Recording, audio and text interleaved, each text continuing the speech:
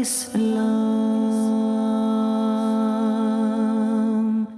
الحمد للہ رب العالمین والصلاة والسلام علی سید المرسلین اما بعد فاعوذ باللہ من الشیطان الرجیم بسم اللہ الرحمن الرحیم الصلاة والسلام علیک یا رسول اللہ وعلی آلک واصحابک یا حبیب اللہ الصلاة والسلام علیک یا نبی اللہ وعلی آلک واصحابک یا نور اللہ۔ مدنی چینل کے ناظرین، پروگرام ہمارا اسلام میں آپ کو خوش آمدید کہتے ہیں۔ اللہ پاک ہم سب کو اسلام کی خوبصورت تعلیمات پر عمل پیرا ہونے کی توفیق عطا فرمائے۔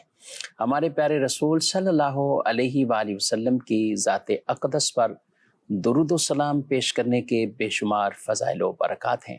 ایک روایت میں ارشاد فرمایا گیا، 3 طرح کے افراد وہ ہوں گے جنہیں بروز محشر اللہ اپنے عرش کا سایہ عطا فرمائے گا۔ ان میں سے ارشاد فرمایا، پہلا وہ شخص جو میرے کسی امتی کی پریشانی کو دور کرے، دوسرا وہ جو میری سنت کو زندہ کرے یعنی اس پر عمل کرے، تیسرا وہ کہ جو مجھ پر کثرت سے درود بھیجے۔ یہ وہ افراد ہیں کہ جنہیں اللہ پاک اپنی رحمت سے قیامت کے دن اپنے عرش کا سایہ عطا فرمائے گا۔ اور بھی کئی ایسے افراد مختلف احادیث اور روایت میں بیان کیے گئے کہ مختلف طرح کے نیک اعمال کرنے والے کہ جنہیں اللہ عرش الہی کا سایہ عطا فرمائے گا، وہ ایسے افراد جن کے دل مسجد کی طرف لگے ہوتے ہیں، یعنی گویا کہ ان کے معلق ہیں دل مسجدوں کی طرف۔ یہ بھی خوش نصیب ہیں کہ جنہیں قیامت کے دن اللہ عرش کا سایہ عطا فرمائے گا۔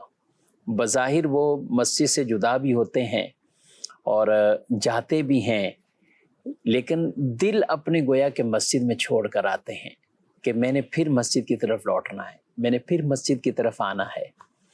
رسول اللہ صلی اللہ علیہ وآلہ وسلم نے انہیں بھی فرمایا کہ اللہ عرش کا سایہ عطا فرمائے گا۔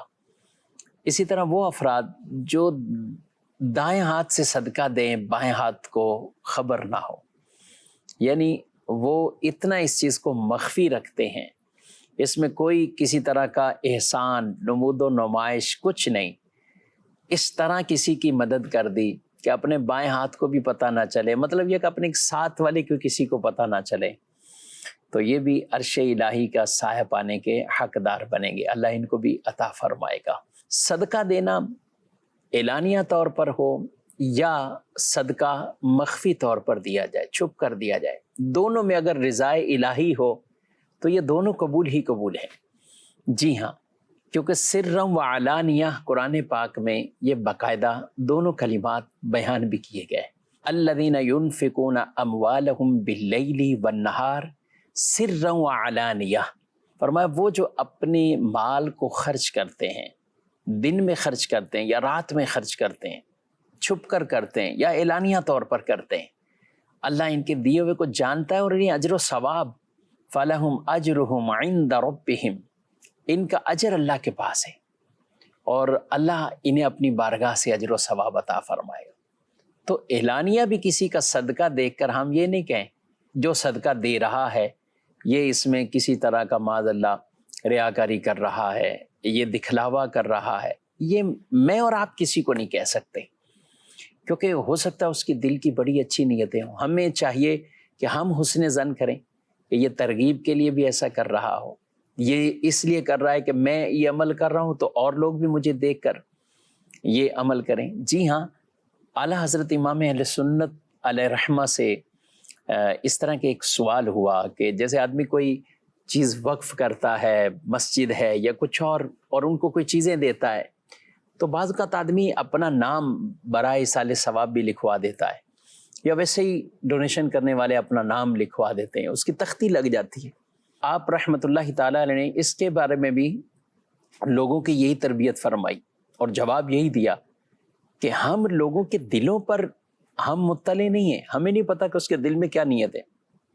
اچھا گمان کرنا کہ اس نے یہ نیکی کا کام اس لیے کیا ہے تاکہ لوگوں کو ترغیب مل جائے، دوسرے بھی یہ خرچ کرنے والے بن جائے، تو یہ اچھا عمل ہے۔ اس کو کوئی کسی طرح کی ریاکاری نہیں کہا جا سکتا، اور پھر اس کا تعلق دل سے ہے۔ ہم کسی کے بارے میں ریاکاری کیسے کہہ سکتے ہیں؟ ہاں، جو خرچ کر رہا ہے یا جو اپنی تختی لگوا رہا ہے، اسے خود اپنی دل کی نیت کا قبلہ درست رکھنا یہ بڑا اہم اور ضروری ہے کہ وہ یہی کہے کہ میں نے لوگوں کی ترغیب کے لیے، لوگ دیکھ کر دعائیں دیں گے، میں نے اس لیے یہ کام کیا، تو یہ اچھی نیت ہے، اور اچھی نیت اس میں ہو سکتی ہے۔ حضرات صحابہ کرام علیہم رضوان جب اللہ کی راہ میں خرچ کرتے تھے تو وہ اعلانیہ بھی کرتے تھے، چھپ کر بھی کرتے تھے، تنہائی والا بھی خرچ ہوتا تھا، اعلانیہ بھی خرچ ہوتا تھا۔ لیکن جب مقصود آپ کا اللہ کی رضا ہے، اللہ کو راضی کرنا ہے، تو چاہے وہ سب کے سامنے کیا ہوا صدقہ ہے، رضا الہی ہے، اللہ اس پر اجر و ثواب عطا فرمائے۔ چھپ کر بھی کیا ہے لیکن اس کے بعد درجنوں کو بتا دینا، اور اس کے بعد ایسا کوئی احسان جتلا دینا، یا اس کے بعد لوگوں کو تکلیف پہنچا دینا، تو یہ چھپ کر کیا ہوا صدقہ بھی باطل ہو سکتا ہے۔ قرآن پاک میں اللہ پاک نے ارشاد فرمایا، یا ایھا الذین آمنوا لا تبطلوا صدقاتکم بالمن والاذی، اے ایمان والو اپنے صدقے باطل نہ کرو اذیت پہنچا کر، احسان جتلا کر، کہ لوگ کسی کے ساتھ نیکی کریں، بھلائی کریں، پھر اتنا احسان کہ لوگوں کے سامنے جہاں بھی 4 افراد جمع ہوں وہ اسی چیز کا شور شرابہ کرنا شروع کر دیں۔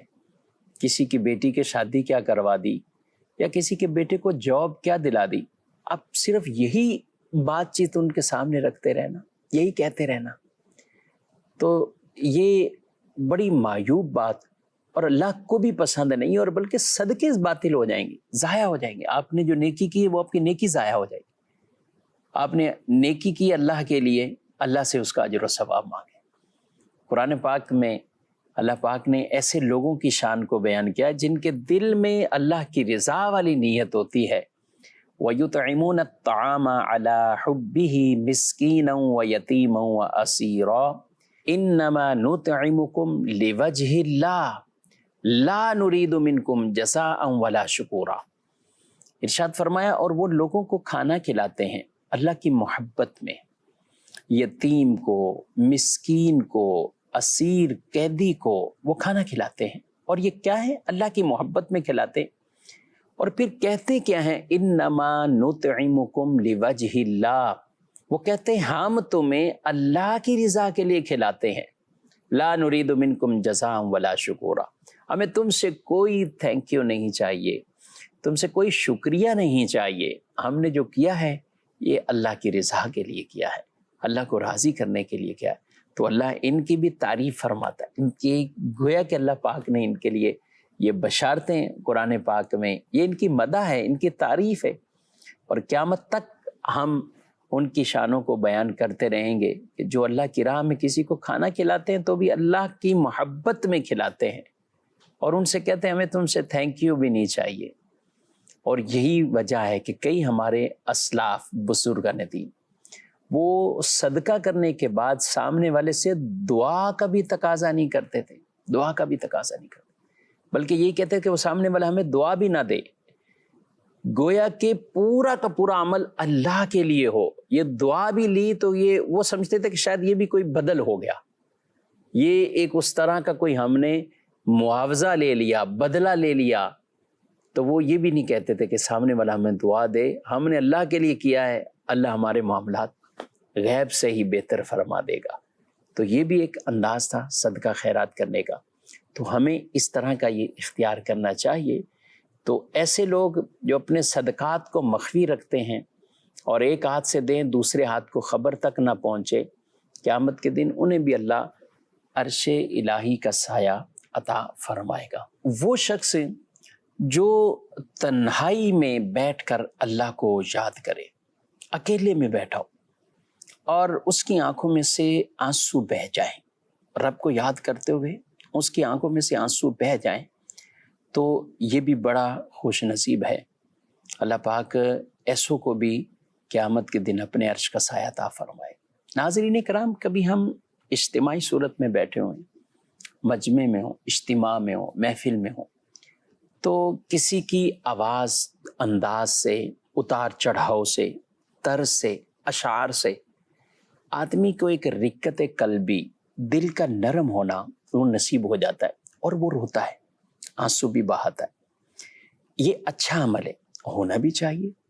لیکن اگر کبھی ایسا بھی ہم انداز اپنائیں کہ اکیلے میں کوئی نہیں دیکھ رہا سوائے اللہ کے، اور وہ تنہائی والی اور وہ جو خلوت کا وہ لطف ہے نا، یہ اس کا ٹیسٹ بھی لینا چاہیے۔ اسی لیے جو راتوں کی عبادت ہے ان کے تذکرے میں قرآن میں زیادہ ملیں گے، حدیث میں زیادہ ملیں گے، کیونکہ رات یکسوئی کا وقت ہے۔ رات میں آدمی کو عام طور پہ کام کاج نہیں ہے، رات میں عام طور پہ کسی نے آنا نہیں ہے۔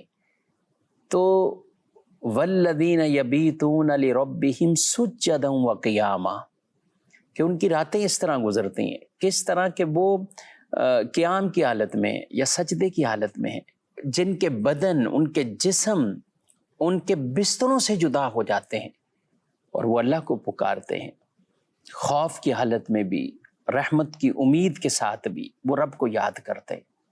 تو یہ بڑے خوش نصیب لوگ ہوتے ہیں۔ اور اس میں چونکہ اخلاص زیادہ ہوتا ہے، اس کے اندر ریاکاری کا پہلو نہیں ہوتا، دکھلاوے کا پہلو نہیں ہوتا۔ جب تک آدمی خود نہ بتائے تو آدمی اللہ کو یاد کرتا رہے۔ اچھا، اس دوران اس کے آنسو بہہ جائیں، یہ ہونا چاہیے۔ رب کی نعمتوں کو یاد کر کر کے، رب کا ذکر کر کر کے تو آنسو بہہ جائیں اللہ کی محبت میں، تو یہ بڑا خوش نصیب ہے۔ اللہ انہیں عرش کا سایہ قیامت کے دن عطا فرمائے گا۔ ہم رمضان شریف سے جب باہر آتے ہیں، یعنی رمضان شریف گزرتا ہے، تو کئی معمولات کے اندر کمی لا دیتے ہیں کہ جو چیزیں ویسے ہی فرائض ہیں، ہمیں ویسے ہی کرنی، ہر حال میں کرنی، تو وہ رمضان میں ہم نمازیں بھی پڑھ رہے ہوں، سب کام بھی کر رہے ہوں، اور رمضان کے بعد یکسر بالکل اپنی زندگی پھر اسی طرف لے کے چلے جائیں، یہ مناسب انداز نہیں۔ جس طرح اللہ کو یاد کر رہے تھے، عبادت کر رہے تھے، رمضان میں جس طرح کی عبادت، کچھ وہ عبادت جو خاص ہے رمضان میں، تراویح پڑھ رہے تھے، صبح سحر کر رہے تھے، سحر کے وقت کچھ معاملات کر رہے تھے، ٹھیک ہے، آپ جب بھی آپ چاہیں رات کو عبادت کریں، کوئی رکاوٹ نہیں، ممانعت نہیں ہے، آپ کریں۔ لیکن اب تراویح یا اس طرح کی عبادات جو ہم ذوق شوق سے کر رہے تھے، اب نہیں ہے وہ۔ لیکن ایسا نہ ہو کہ اب عشاء کی نماز ہی نہ ہو، یہ عمل اچھے نہیں۔ آپ صلی اللہ علیہ وسلم کے سامنے جب ایسی خواتین کا تذکرہ ہوا کہ فلاں وہ ہے جو پوری پوری رات عبادت کرتی ہے، فلاں وہ ہے جس نے رسی باندھ لی ہے اور وہ اپنے آپ کو گرنے سے بچانے کے لیے اس کو پکڑ کر بھی گویا کہ قیام لمبا کرتے، تو آپ صلی اللہ علیہ وسلم نے اس پر کوئی اتنی تعریف نہیں فرمائی، بلکہ فرمایا کہ عمل وہ اچھا جو تھوڑا ہو اور مستقل ہو، اور مستقل ہو۔ اب آدمی ایک رات میں یا کچھ خاص راتوں میں یا خاص دنوں میں تو ایسی عبادت کرے کہ پوری پوری رات لگا رہے، اور پھر بعد میں بالکل ہی چھوڑ دے، ترک کر دے۔ تو جو فرائض ہیں ان کو تو کسی طرح بھی ترک نہیں کیا جائے گا۔ رمضان شریف یقیناً ہم سے جدا ہوا ہے، لیکن رمضان کے بعد بھی نمازیں تو نمازی ہیں، وہ تو ادا کرنی ہے، نماز پڑھنی ہے۔ رسول اللہ صلی اللہ علیہ وسلم کی بارگاہ میں ایک شخص آتا ہے اور کہتا ہے کہ مجھے ایسا عمل بتائیے کہ جو مجھے جنت سے قریب کر دے، دوزخ سے مجھے دور کر دے۔ اور یہ روایت مختلف انداز سے ہیں۔ کبھی بیان کیا گیا کہ ایک شخص نے آپ کی سواری کی نکیل کو پکڑا اور راستے میں کہیں روک لیا تھا کہ آپ مجھے کوئی ایسا عمل بتائیں، تو آپ صلی اللہ علیہ وسلم نے اسے عمل بتایا۔ اچھا، اس میں چیزیں کیا بتائیں؟ فرمایا تم اللہ کی عبادت کرو اور شرک نہ کرو، اللہ کے ساتھ کسی کو شریک نہ ٹھہراؤ۔ شرک بہت بڑا گناہ ہے۔ شرک ایسا گناہ ہے کہ اللہ اس کو معاف نہیں کرے گا۔ یعنی جو آدمی اس حال میں دنیا سے گیا کہ وہ مشرک تھا، اللہ اس کے گناہ کو معاف نہیں کرے گا، یہ شرک۔ ہاں، دنیا میں موقع ہے کہ یہ شرک جیسا گناہ بھی معاف ہو جائے گا اگر کوئی توبہ کرتا ہے۔ کفر اور شرک جیسی لعنت بھی اللہ اسے دور کر دے گا اگر کوئی سچی توبہ کر لیتا ہے، اس سے بھی سچی توبہ کر لیتا ہے۔ لیکن دنیا سے اگر ایسا ہی کوئی آدمی چلا گیا اس حال میں کہ وہ کفر پر ہے یا شرک پر ہے، اب ان پر تو اللہ کی لعنتیں، فرشتوں کی، لوگوں کی ان پر لعنتیں، ان کے لیے کوئی بخشش کی صورت نہیں کہ جو کفر کی حالت میں دنیا سے جو گیا ہے.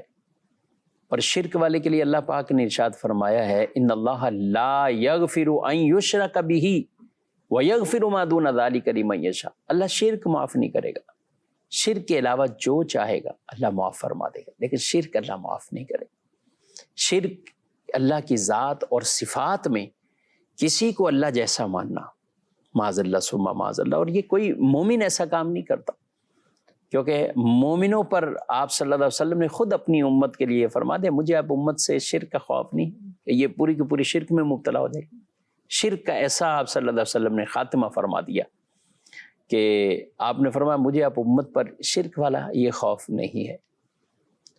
اگر کسی کے اندر شرک پایا جاتا ہے ان اللہ لا یغفر ان یشرک بہ، اللہ شرک معاف نہیں کرے گا. ویغفر ما دون ذلک لمن یشاء، شرک کے علاوہ جس کے لیے چاہے گا جو چاہے گا معاف فرما دے گا. شرک اللہ معاف نہیں فرمائے گا.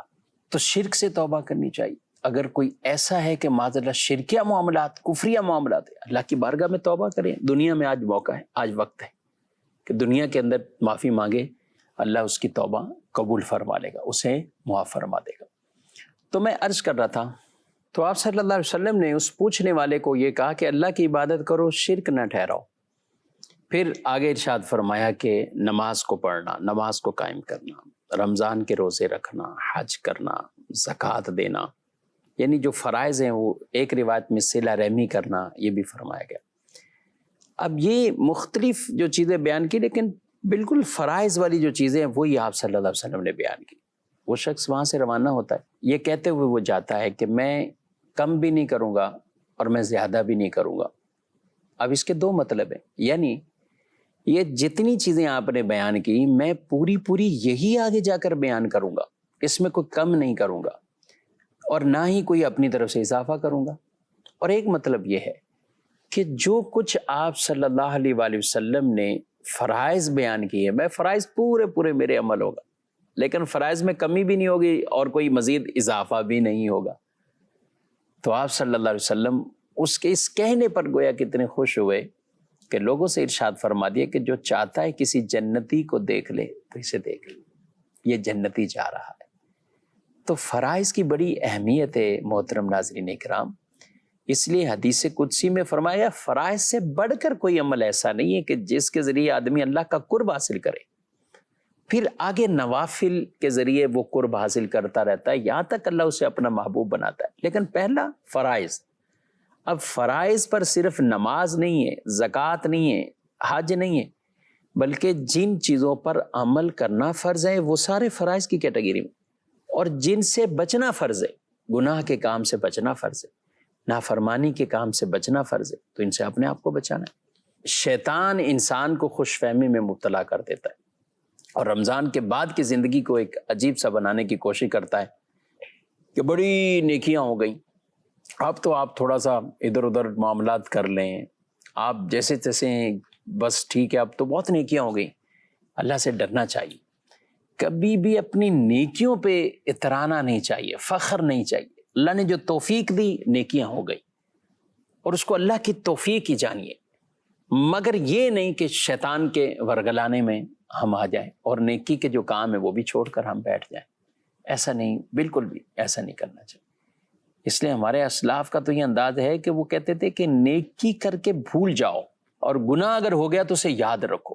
ہم الٹ چڑھ رہے ہوتے ہیں کہ نیکی کو یاد رکھتے ہیں، گناہ بھولتے جاتے ہیں. ابھی کس سے پوچھ لے 15 سال پہلے کیا ہوا، اس کو پتہ ہی نہیں ہوگا، لیکن 15 سال پہلے کی کوئی نیکی ہوگی ایسی اس نے کوئی اچھی کی تو اس کو یاد رہے گا، میں نے یہ عمل کیا ہے، میں نے یہ عمل کیا. تو ٹھیک ہے کسی کو اپنی نیکیاں یاد رہتی ہیں، لیکن گناہ کو بھی یاد رکھنا اس لیے کہ اللہ سے بندہ ڈرتا رہے کہ یہ ایک نافرمانی والا کام ہوا ہے. قیامت کے دن کچھ لوگ آئیں گے جن کے تہامہ پہاڑ جتنی نیکیاں ہوں، یعنی بڑی بڑی نیکیاں لے کر آئیں گے، اور ان کو قیامت کے دن وہ جو نظر آئیں گے نا وہ ایک غبار کی صورت میں ہوگی، ایک مٹی کے جیسے گرد غبار بسی ہے. ان کو بالآخر جہنم میں جانے کا حکم ہوگا. پوچھا گیا رسول اللہ صلی اللہ علیہ وسلم سے، یا رسول اللہ وہ کون ہوں گے؟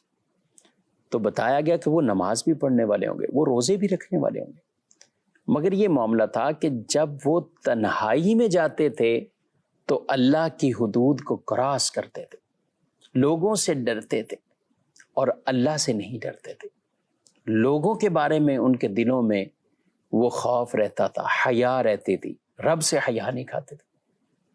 اور یہ ہر ایک کو ڈرنا چاہیے جس کی تنہائی پاک نہیں ہے، جس کی تنہائی پاکیزہ نہیں ہے۔ آج تنہائی میں بیٹھ کر بھی، چاہے وہ سوشل میڈیا ہو، انٹرنیٹ کے ذریعے کتنے کتنے گناہوں میں آدمی پڑ جاتا ہے، الا ماشاء اللہ۔ تو اپنی تنہائیوں کو اچھا رکھنا یہ بہت اہم ہے، بہت ضروری ہے۔ بلکہ قیامت کے دن اللہ ان سے فرمائے گا کہ تم لوگوں سے ڈرے، مجھ سے نہ ڈرے۔ تم نے لوگوں سے حیا کی ہے، مجھ سے حیا نہیں کی۔ اور ایک اور روایت میں جنہیں جنت کے محلات کو باہر سے ہی دکھایا جائے گا، جنت کے قریب لایا جائے گا، لیکن انہیں پھر کہا جائے گا دوزخ میں چلے گا۔ کیوں کہا جائے گا؟ ان سے بھی اسی طرح کا کلام ہوگا کہ تم لوگوں کے سامنے نیک پارسا تھے اور میرے سامنے جب آتے تھے تو جرأت کرتے تھے، یعنی نافرمانی والے کام کرتے، گناہوں میں پڑ جاتے تھے، حرام کاموں میں پڑ جاتے تھے۔ اس لیے آدمی اپنی ان تمام تر معاملات کو، نیکیاں کی ہیں اس نیکیوں کو بچا کر رکھنا، محفوظ بھی کرنا، ضائع نہ ہو جائیں، یا ایسے گناہ کے کام نہ ہو جائیں کہ جس کی وجہ سے ہماری نیکیاں معاذ اللہ وہ ایک مٹی کا غبار بن جائے، گرد بن جائے، اور اس کے بعد ان گناہوں پر گرفت اور پکڑ ہو جائے۔ تو لہذا حج کرے، کوئی عمرے کرے، رمضان میں عمرے کرے، رمضان میں صدقات کیے، خیرات کیے، سارے عمل کیے، لیکن ایسا نہ ہو کہ اب رمضان کے بعد کی جو زندگی ہے وہ اگر گناہوں والی، نافرمانیوں والی ہوئی تو پھر اللہ سے ڈرتے رہنا چاہیے۔ حدیث پاک جس میں عرش الہی کا سایہ ملنے کی بات کی، تو اس میں ایسے شخص کا بھی ذکر ہوا کہ جو گناہ بدکاری کرنے پر قادر ہے، مگر صرف اس لیے وہ گناہ سے پیچھے ہوتا ہے کہ اللہ سے ڈرتا ہو، اللہ سے ڈر رکھتا ہے اس کو، اور رب کا خوف اس پر ایسا غالب آتا ہے کہ وہ گناہ سے باز آ جاتا ہے، یہاں تک کہ اس کے پاس گناہ کرنے کے اسباب سارے موجود ہیں، دنیاوی طور پر کوئی رکاوٹ نہیں، وہ کرنا چاہتا تو بدکاری، برائی کر لیتا، مگر اللہ سے ڈرتے ہوئے وہ اس برائی سے باز رہا۔ ایسوں کو بھی اللہ اپنے عرش کا سایہ عطا فرمائے۔ تو ہمیں تو وہ چیزیں زیادہ اپنے ذہن کے اندر رکھنی چاہیے، پڑھتے رہنا چاہیے کہ ہمارا رب عز و جل کن معاملات پہ ہم سے راضی ہوگا۔ اور گناہ، یہ اللہ نے اپنی ناراضگی کو گناہ کے کاموں میں چھپائے رکھا، مخفی رکھا ہوا ہے۔ جیسے اللہ کی رضا، اللہ کے اطاعت والے کاموں میں کوئی بھی نیکی کو چھوٹا کہہ کے چھوڑے نہیں، ہو سکتا ہے اللہ اس سے راضی ہو جائے، اور کوئی بھی گناہ ہے اس کو چھوٹا کہہ کر نہ کرے، ہو سکتا ہے اللہ اس پہ ہی ناراض ہو جائے۔ تو جو رب کی رضا ہے وہ رب کی اطاعت والے کاموں میں تلاش کرے، اور جو رب تعالیٰ کی ناراضگی ہے وہ گناہ والے کاموں میں۔ تو اس لیے گناہ سے بچتا رہے، اطاعت فرما برداری والے کام کرتا رہے۔ اللہ ہماری زندگیوں کو بہتر فرما دے، ہمارے حالات بہتر کر دے، اور رمضان کے بعد بھی ہماری جو روٹین والی زندگی ہے اس میں ہمارے فرائض کے اندر کوئی کمی نہ آئے۔ جن چیزوں پر عمل کرنا فرض ہے وہ بھی کریں، اور جن سے بچنا فرض ہے، بد نگاہی ہے، بد نظری ہے، برے کام ہیں، جھوٹ ہے، دھوکہ دہی ہے، غیبت ہے، تہمتیں ہیں، چغلی ہے، یہ سارے روزمرہ کے اندر جو معاملات ہمیں درپیش ہوتے ہیں، ان سے اپنے آپ کو بچانا ہے، اور جتنے اچھے کام ہیں، اچھے اوصاف ہیں، وہ اپنے اندر داخل کرنے کی کوشش کریں۔ اللہ پاک ہمارے حالات کی اصلاح فرمائے اور ہمیں اپنی اطاعت اور فرما برداری والے کام کرنے کی توفیق عطا فرمائے۔ آمین بجاہ النبی الامین صلی اللہ علیہ وآلہ وسلم۔ ہمارا اسلام